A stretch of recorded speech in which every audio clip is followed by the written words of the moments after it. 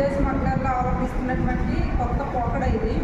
ఏంటి అనేసి అంటే పిల్లలు ఆడుకునేటటువంటి ప్లాస్టిక్ బ్యాట్ని పైన ఈ గ్రిప్ చేతితో పట్టుకోవడానికి ఉన్నటువంటి గ్రిప్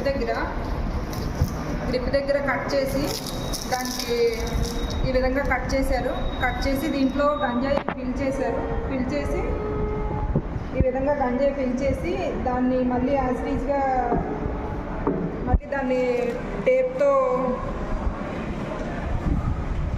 గంజాయి ఫిల్ చేసి ఏదైతే కట్ చేసిన భాగం ఉందో దాన్ని మళ్ళీ టేప్తో ఈ విధంగా కవర్ చేసి ఈ టేప్ చుట్టబడింది మనకు అనుమానం రాకుండా ఉండడం కోసం ఎలాస్టిక్ గ్రిప్ అనే దాన్ని దీనిపైన తొడవడం జరిగింది.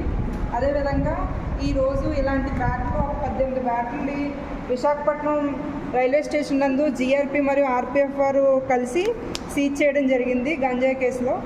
ఈ బ్యాట్ నందు ఉన్నటువంటి ఫిల్ చేసినటువంటి గంజాయి బయటికి తీయగా సుమారు ఒక 1/2 kg వరకు రావడం జరిగింది. ఇది బ్యాట్ ఒక 1/2 kg, ఇది ఒక 1/2 kg రావడం జరిగింది.